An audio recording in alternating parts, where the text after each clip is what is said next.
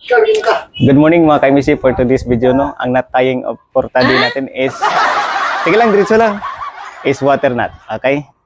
Ito yung ginagamit natin pag gusto nating dugtungin ang dalawang PC no. Ito lang kung gusto kong pagdugtungin to, gamitan ko siya ng water nut, okay?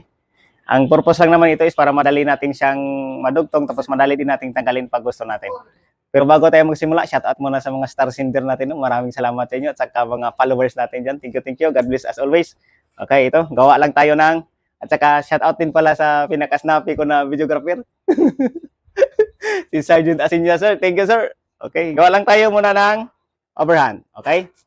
Ngayon, ito ang sobra. Sundin lang natin yan. Kung saan dumaan, sundin lang natin. Gamit itong kabilang PC natin. Okay? Sundin natin. Pasok.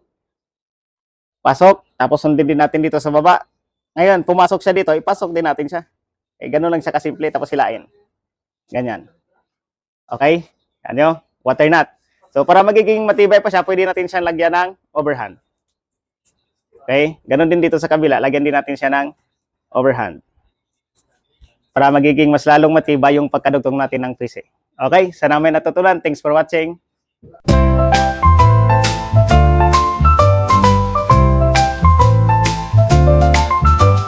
White dress shining bright, hearts both feeling light, holding hands so tight, love in our sight.